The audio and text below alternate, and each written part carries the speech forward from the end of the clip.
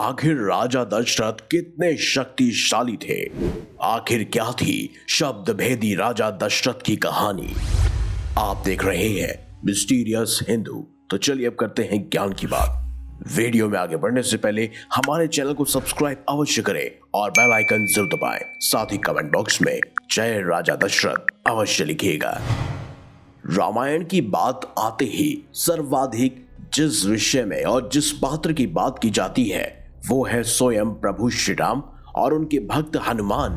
परंतु उनके पिता राजा दशरथ की गाथा भी बेहद ही महान है, जिनके बारे में बहुत ही कम लोगों को ज्ञान है।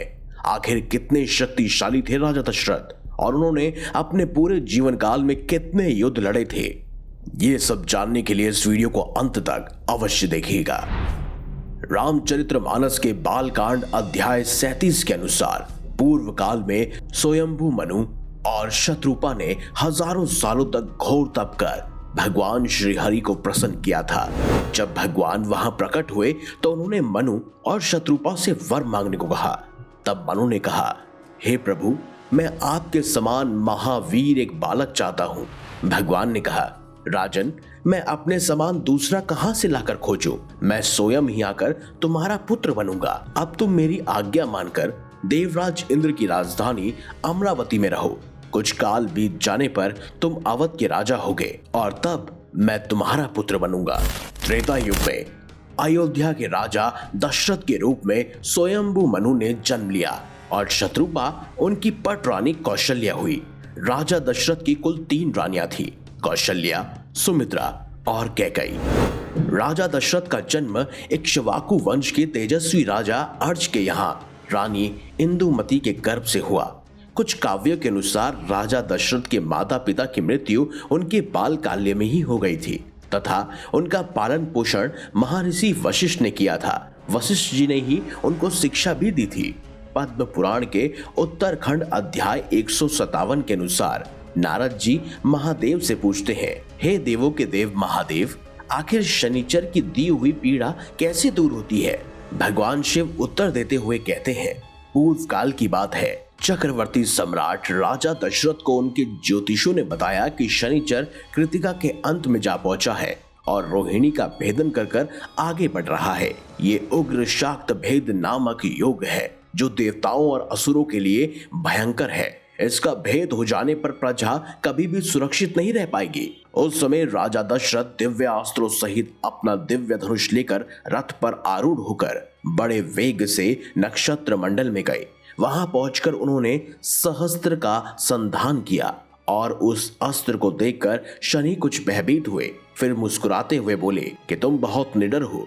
मेरी दृष्टि में आकर देवता, असुर, मनुष्य, विंध्यार, नाग सभी भस्म हो जाते हैं, किंतु तुम बच गए।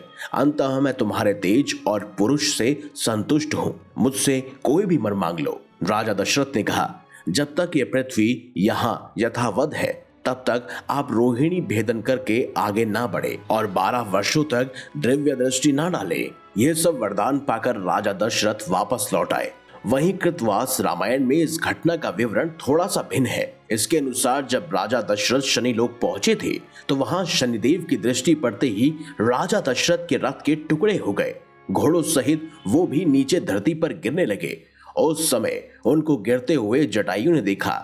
तभी जटायु ने अपने बड़े से पर को खोल दिया और राजा दशरथ जटायु के पंखों पर गिरे। वहां राजा दशरथ ने पूछा कि मेरे प्राणों की रक्षा आपने क्यों की? तब जटायु बोले कि जब आप धरती पर गिर रहे थे मैं भाप गया था कि आपकी मृत्यु निश्चित है, इसीलिए मैंने आपको बचाया। तब से जटायु की मित्रता राजा दशरथ से हुई। राजा दशरथ अपने बाल्यकाल से ही एक उत्कृष्ट योद्धा थे। उन्हें धनुर्विद्या का भी संपूर्ण ज्ञान था। उन्हें शब्द भेदी नाम से भी जाना जाता था। वाल्मीकि रामायण के अयोध्या कांड सर्ग 63 के अनुसार राजा दशरथ अपने युवा अवस्था का वृतांत सुनाते हुए कौशल्या को बताते हैं कि जब मैं युवराज था उस समय मैं शिकार खेलने के लिए धनुष बाण लेकर रथ में सरयू नदी के तट पर पहुंचा। इसी बीच अंधेरे में जल भरते हुए खड़े मुझे कुछ आवाज सुनाई दी। मैंने समझा कि कोई हाथी चिंगार रहा है।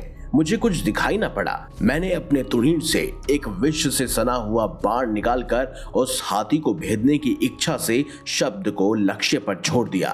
परंतु तभी मुझे किसी वनवासी का शब्द सुनाई दिया। वे तपस्वी बाण से विघ्न होकर जल पर पड़ा था।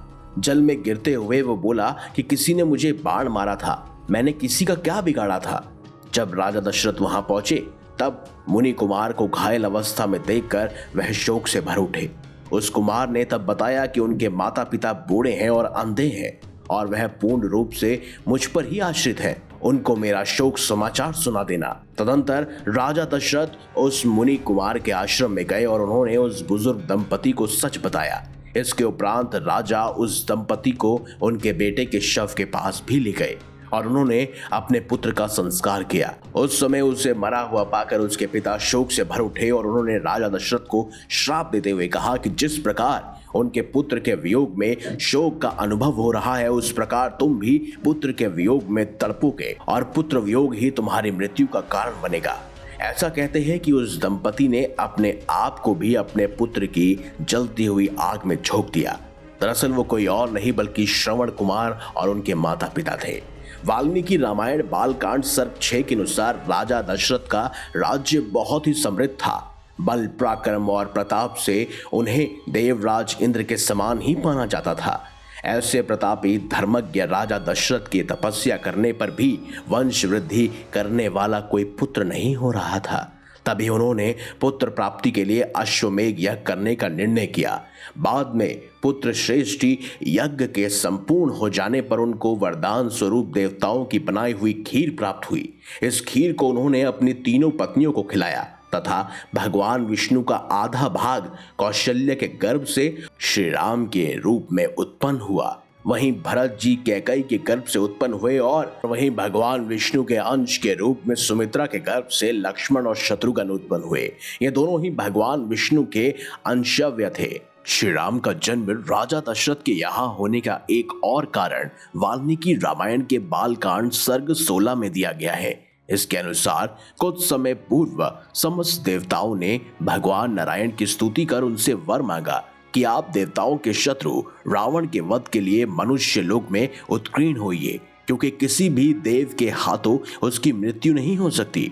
वाल्मीकि रामायण अयोध्या कांड सर्ग 9 के अनुसार दक्षिण में दंडक वन के पास वैजयंत नाम का एक असुर था। वहां के राजा तिमिध्वज थे जो सैकड़ों माया जानते थे और शंभर के नाम से विख्यात थे। उन्हें देवता भी नहीं जीत सकते थे। उन्होंने इंद्र के साथ युद्ध छेड़ा था और तभी इंद्रदेव ने राजा दशरथ की सहायता मांगी। वहां महाराज दशरथ ने उन असुरों के साथ घोर युद्ध किया। राक्षसों ने भी महाराज को बहुत घायल किया। जब राजा मूर्छित हो गए तब कैकई उनको रण क्षेत्र से बाहर ले आई और राजा पर प्रहार होने लगे। तब यंत्र के साथ कैकई ने अपने पति की रक्षा की। वहीं कुंभ रामायण के बालकांड के अनुसार जब राजा दशरथ की सुध बुद्ध वापस आई तब वह पुनः अपने रथ पर सवार हुए और बड़े वेग के साथ उन असुरों के साथ युद्ध करने के लिए लौटे।